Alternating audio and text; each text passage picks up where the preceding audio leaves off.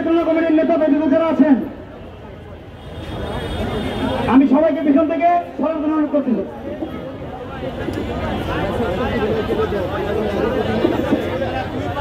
আসসালামু আলাইকুম ওয়া রাহমাতুল্লাহ। সাংবাদিক ভাইরা, আপনারা জানেন এই মানুষগুলোকে নিয়ে বাংলাদেশ আউটসোর্সিং কর্মচারী ঐক্য পরিষদ দীর্ঘদিন যাবৎ রাজপথে দাঁড়িয়ে ন্যায্য দাবি আদায়ের জন্য আন্দোলন সংগ্রাম অব্যাহত রেখেছে।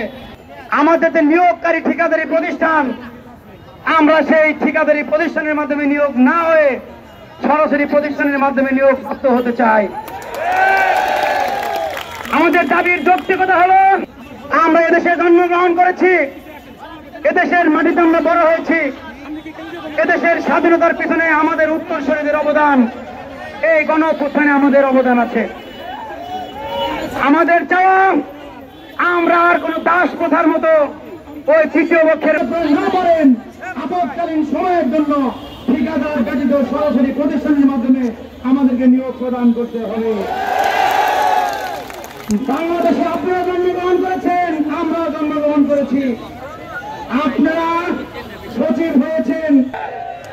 আমরা দাবি জানিয়েছি প্রত্যেকটা প্রতিষ্ঠান থেকে ঠিকাদার ব্যতীত সরাসরি নিয়োগ দিয়ে আমাদের সাথে যে বৈষম্য হচ্ছে, এই বৈষম্য আপনাদেরকে দূর করতে হবে।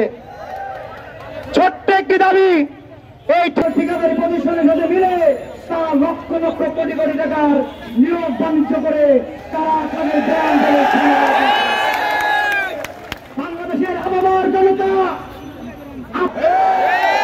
6 লক্ষ 7 লক্ষ মানুষের প্রতিনিধি হিসেবে আজকে আমরা এই শাহবাগ চত্বরে সমবেত হয়েছি। আমরা আজকের এই সমাবেশ থেকে পরিষ্কার বার্তা দিতে চাই, অতীতে আন্দোলন সংগ্রাম করেছি, সমাবেশ করেছি, সাংবাদিক সম্মেলন করেছি, ভারতনামে জমা দিয়েছি। আপনারা আমাদের দাবির প্রতি আপনারা সহনশীল হননি, আমাদের দাবিকে আপনারা বাস্তবায়ন করার জন্য কোন রকম পদক্ষেপ গ্রহণ করেন নাই। আপনারা যদি বারবার মনে করেন করছে, আজকে আমাদের এখানে